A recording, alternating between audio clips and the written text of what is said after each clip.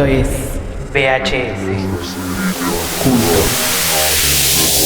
Contigo.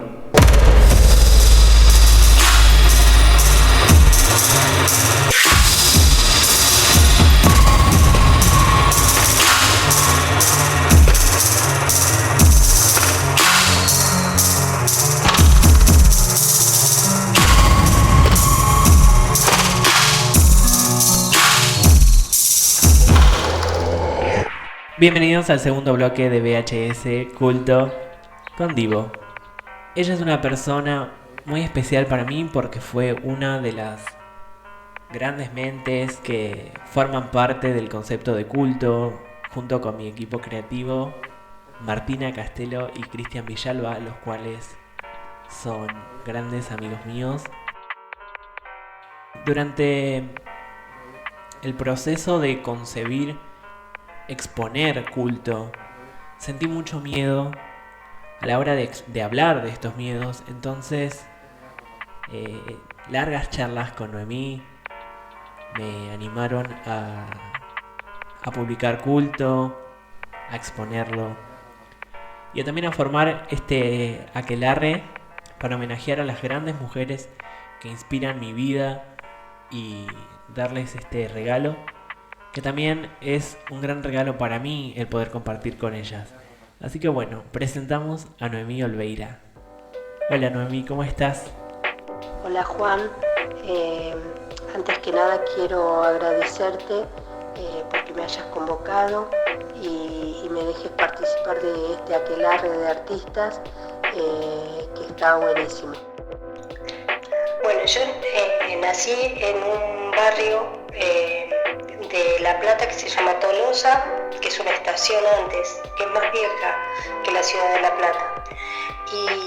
Y aclaro eso siempre, el tema del barrio, porque la ciudad de La Plata es la capital de la provincia de Buenos Aires, es una capital, digamos, muy importante para mí. La ciudad es hermosa, pero digamos, donde yo me crié es un barrio, es con calle de tierra, ahora ya casi pocas, pero bueno, la cercanía con la universidad fue la que me permitió seguir mis estudios, estudiar el profesorado en letras en la universidad, pero vengo de una familia muy humilde. Mi mamá trabajó 42 años en fábrica de alpargatas, entonces vengo de una familia que el primer título universitario fue el mío, digamos. Y bueno, y estoy orgullosa de eso. Sí, obvio. Qué bonito eso, ¿no? O sea, tu pasión por la literatura y las letras viene desde que terminaste el secundario, entonces.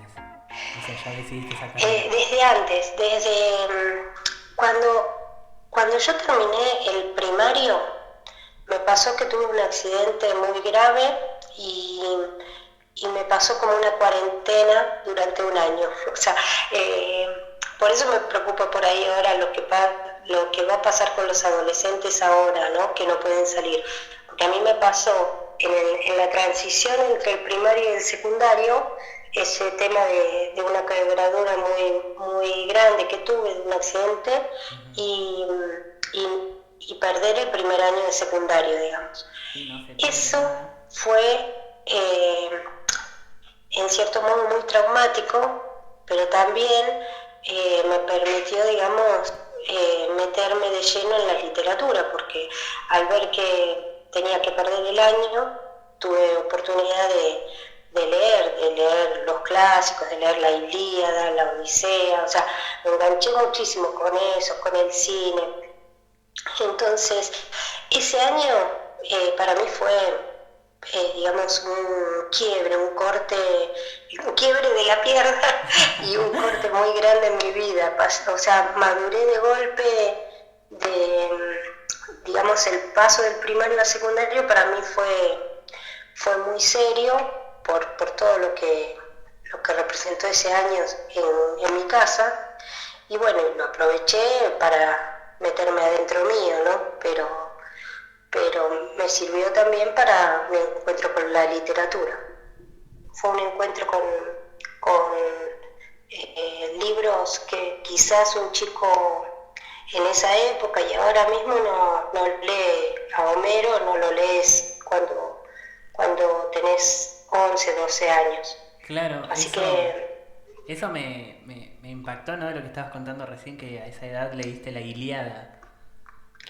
claro, la Ilíada, la Odisea Sí. y los dioses griegos, me empecé a apasionar. O sea, era un ser extraño, obviamente. Quizás, Pero quizás por eso también, ¿no? Encajamos un poco, tenemos un poquito de química en ese sentido. Sabes que yo a los 13 me empecé a familiarizar y a fascinar, digamos, por ese tipo de temas en cuanto a la literatura, ¿no? Los mitos. claro, Me encanta ese tema y en ese momento estaba súper apasionado y de hecho tenía pequeñas pinturas o pequeños proyectos que fui armando personales en cuanto a ese tema.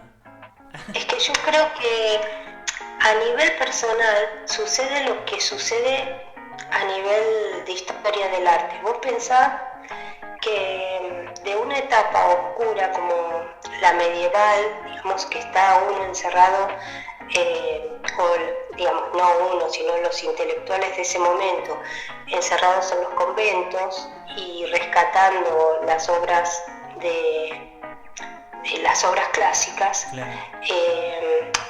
Bueno, cuando a uno le sucede eso en la vida personal también, o sea, ese movimiento pendular desde estar ensimismado, digamos, dentro de uno, a descubrir la cultura clásica, descubrir a los dioses, a, digamos, las mezquindades de los dioses, la sexualidad de los dioses. Vos pensás que para una chica que iba a colegio religioso y que había sido educada desde lo religioso, digamos, todo ese mundo de Homero y de los dioses griegos y de los héroes, también era algo prohibido para ese momento, porque yo me crié en un momento que fue el proceso, donde estaba cuestionado, digamos, en educación, se veía solo lo religioso. Eso es una época muy oscura, digamos, la que yo tuve en la infancia. Mucha gente también, ¿no? Todavía vive.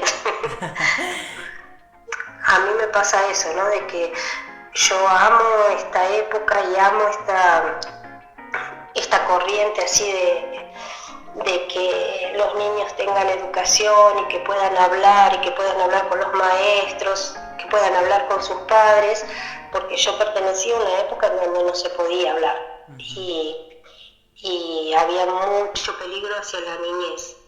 Es difícil para... Te descoloco.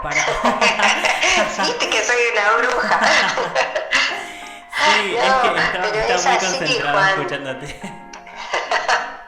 Es muy, digamos, yo me apasiono con el tema de la niñez, la adolescencia y todas las cosas que le suceden a los chicos y a los adolescentes, porque ya te digo, yo cuando era chiquita no hubiera podido hablar de nada de lo que ahora los chicos, digamos, lo tienen mucho más claro y son más libres, porque antes si no estaba el mundo de los adultos y los niños no accedíamos, y aparte, digamos, a los niños no se les creía, no se los escuchaba, y entonces, bueno, era muy complicado la vida de un niño o de un adolescente en esa sociedad, digamos, de los años 70 o del proceso, como después se dio en llamar. Así que estamos hablando cosas personales, digamos, no de política, no estoy hablando de que no se podía hablar de política, porque obviamente tampoco se podía hablar de política, pero también la niñez en ese momento era muy, muy peligrosa, sufría muchísimo. Pero sí, cuando nos conocimos, que fue en agosto en realidad, sí. Nos conocimos en el curso ese de hablar de la pintura, Sí, digamos, que nos transmiten las imágenes. Y bueno, y esa exposición tuya a mí me transmitía eso que te estoy diciendo, ¿no? El tema del mundo adolescente. Es incomprendido. Yo en el curso ese fue un momento muy impactante. Creo que ese curso fue el que me ayudó a darle como la forma también a lo que estoy haciendo en este momento. Yo te había comentado, me impactó mucho la historia del Museo de Ina Cayán, sí. Sí, me impactó mucho y me gustó llevar quizás ese mensaje que transmitía la foto. Viste, vos Sí. habías explicado que bueno, era una foto blanco y negro que nos habías mostrado, y las chicas que estaban también participando en el curso comentaron que se notaba, ¿no? en el retrato, Sí. en los ojos, el hecho de estar físicamente pero no espiritualmente ese hombre en ese momento, en esa foto. Sí. Era su retrato, pero no era él, no se sentía él. No, era un muerto ya. Era como un retrato de muerto, porque era una cultura que estaba humillada, que estaba vencido y miraba sin ver. Y era increíble como, sin saber el tema, ni saber quién era el personaje, las chicas lograron sacar esas cosas, esos significados de la obra. Claro, ¿sabés qué? Bueno, es una de las chicas que fue la que estaba en ese grupo, que fue la que habló en ese momento, es Florencia Poli, y también participa en la muestra. Es un ser súper sensible y súper intuitivo. Sabes que hablamos y reflexionamos mucho con ella porque es una persona muy espiritual, ¿viste? Y ahí en ese momento lo demostró al 100% con esa foto. Claro, porque fueron 5 minutos, ni siquiera fue 1 hora o 2 horas, digamos, que pudo ver la foto y pudo interpretarla o pudo tener mucho tiempo para mirar los detalles. Era un encuentro con cada imagen que no duraba más de 5 minutos. Y todo lo que se sacó, no solamente de esas fotos, se sacó de un montón de imágenes, un montón de detalles que yo misma me sorprendí y que realmente me encantó haber conocido a toda esa gente, que no recuerdo los nombres, pero que realmente para mí fueron re importantes, y vos también. Por eso fue tan importante para mí agosto del año pasado, porque fue el reencuentro, digamos, o el encuentro con esta ciudad, porque después de una carrera hecha en Buenos Aires, en Capital, y que tenía que ver con la docencia de las artes visuales, no tenía nada que ver, digamos, no tenía contacto yo con esta ciudad, y entonces me encantó encontrarme con, no sé, casi 50 chicos ese día en ese curso. Para mí fueron las caritas de ustedes, no me las voy a olvidar nunca. Fue muy importante el museo de acá de Florencio Varela, y fueron muy importantes, bueno, Mauro Prado. Realmente a partir de hace un año más o menos tengo un contacto directo y diario con esta ciudad que hace, no sé, en el 2003 vine a vivir acá, y que realmente recién el año pasado empecé a tener ese contacto directo. Desde el 2003 que me mudé de La Plata para acá, pero no había podido echar raíces en esta ciudad. Entonces, cuando empecé, me sentí como... Hay una imagen que es muy de la literatura, que los poetas del siglo XIX en París usaron una imagen del paseante, se llama el flâneur, que iba por los cafés de París o por las callecitas de París y tomaba nota y miraba a la gente. Y un poquito así yo me sentí a partir del año pasado, digamos que empecé a prestar atención a cada rinconcito de esta ciudad. Y bueno, me fui enamorando de a poco de todo, de los artistas, de la ciudad, de las flores, de la gran vegetación que hay. Realmente fui enamorándome, como te digo, pero lo viví acá sin vivir. Qué lindo eso, y qué lindo también que nos traigas un poquito de historia y de conocimiento, porque cuando te largás así a hablar de literatura y de historia en particular, de la historia de la literatura, quedamos todos calladitos en silencio, Bueno. expectantes a todo. Es que esta figura del flaner es muy importante hasta para el policial. Es esa persona que andaba por la ciudad, que nadie lo percibía, pero que él detallaba todo, que percibía todo. Y bueno, ya te digo, la crearon los poetas en el siglo XIX francés, pero bueno, sigue hasta nuestros días esa imagen de esa persona que no tiene, digamos, un contacto ni económico ni directo con nadie, que solamente observa. Y bueno, y un poquito así yo me siento acá. Esto es VHS Culto. Contigo. Bueno, si querés contanos un poco de lo que habías escrito. ¿Cuál es? El que a vos te había gustado era El Ahora es Cuando. Ajá. Sí, a mí en realidad siempre me mató la idea hay una frase que la dijo un español, un político español, cuando nació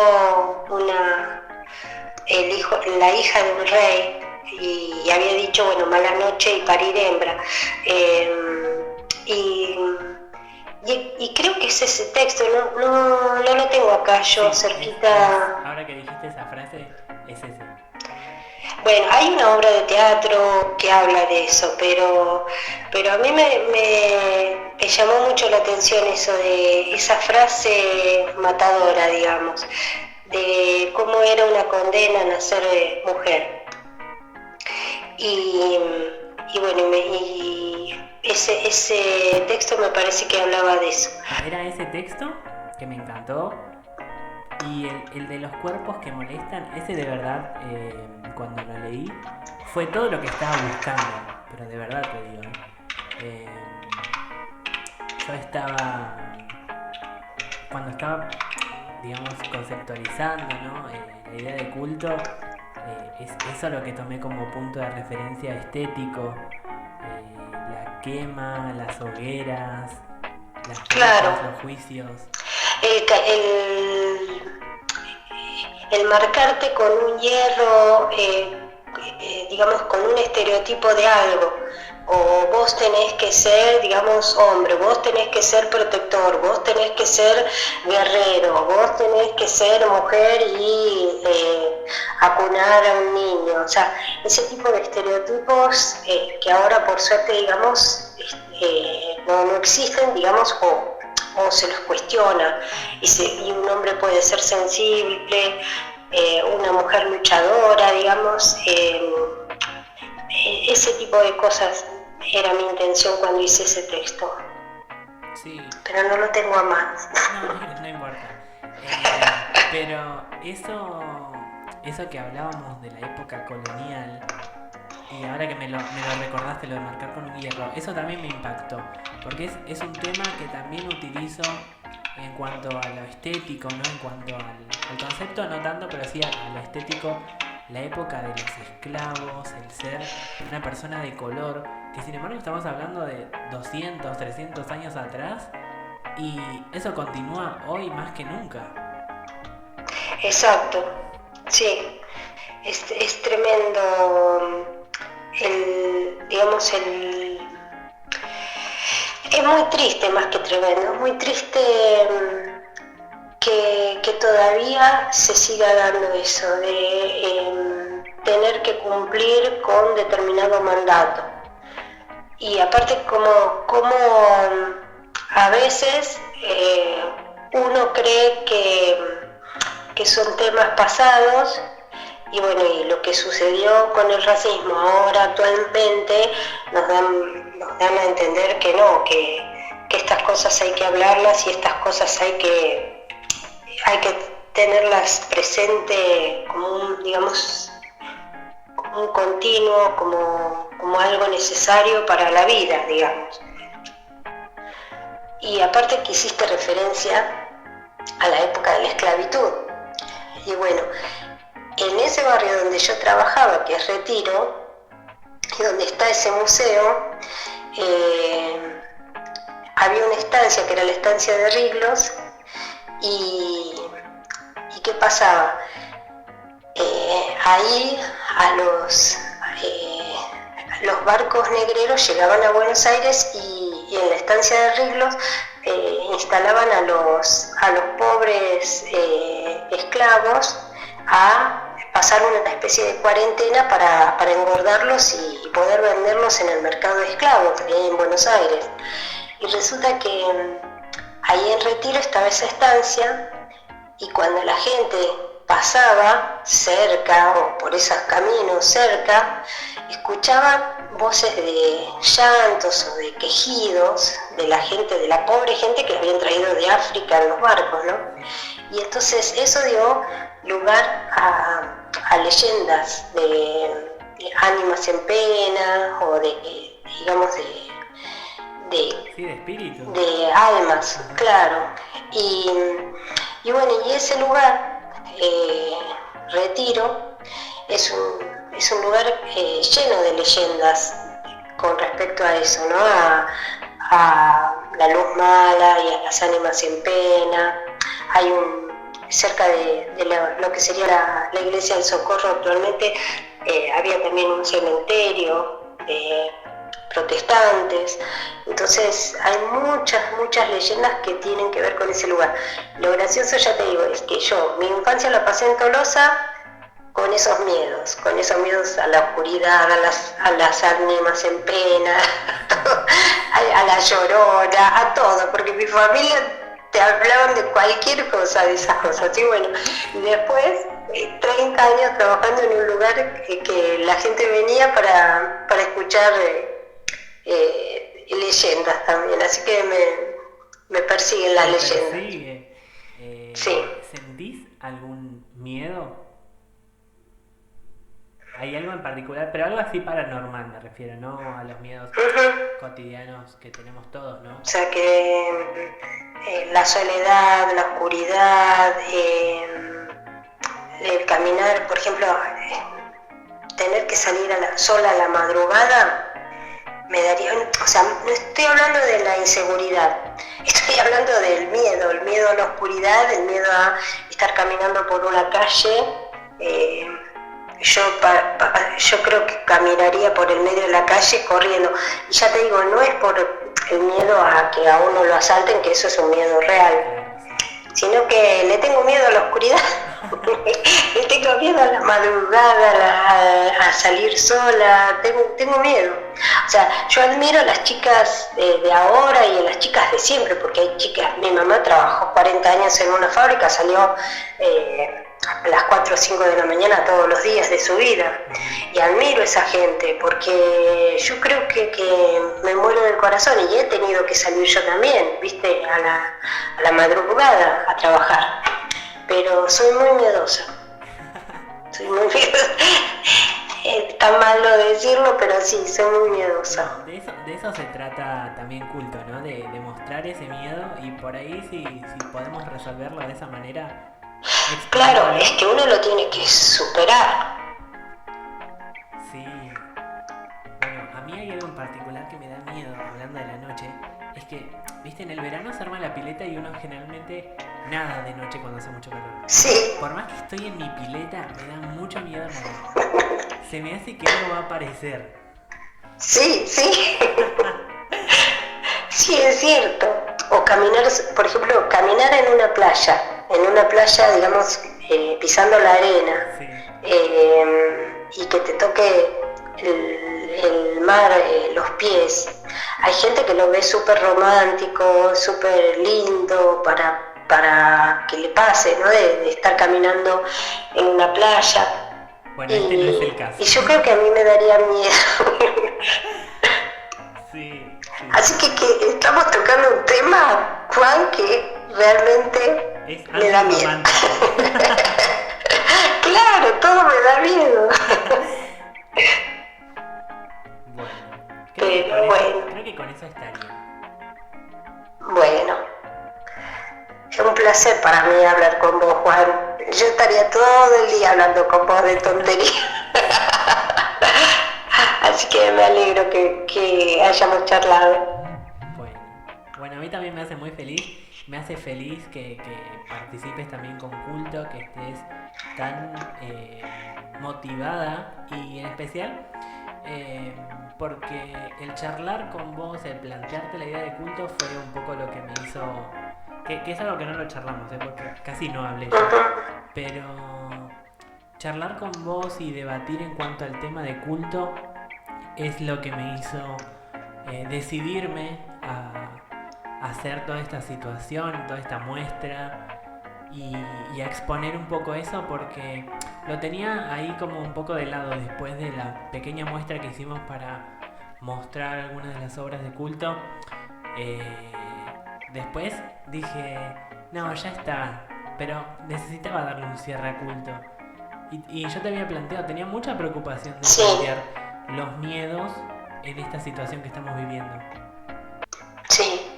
Porque es una situación que muchos sentimos miedo.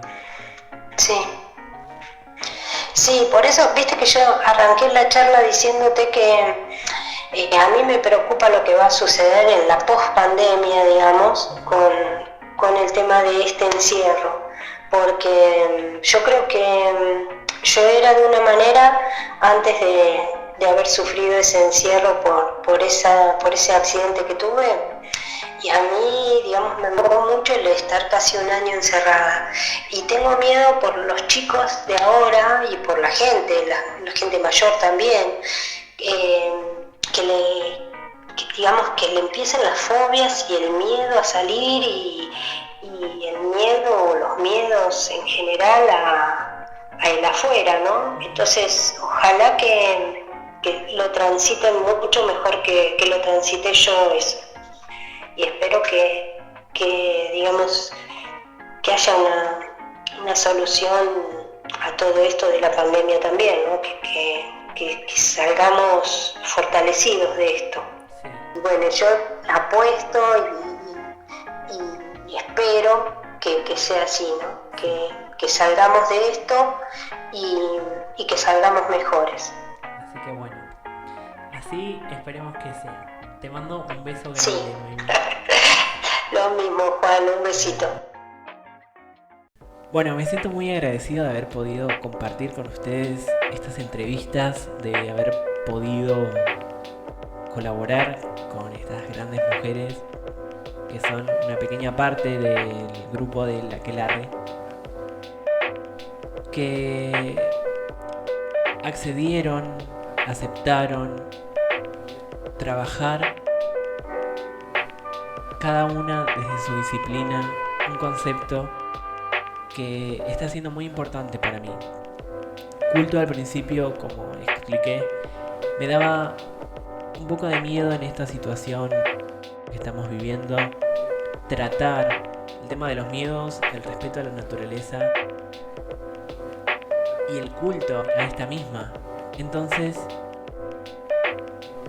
al principio sentí miedo, pero culto es un proceso en sí, en el que sin quererlo fui afrontando estos miedos de los que yo hablaba con la presentación de la obra misma. Entonces es muy importante para mí poder estar hablando con ustedes, así que gracias por el primer capítulo de VHS. Nos vemos la semana que viene con un capítulo más de VHS Culto con Divo.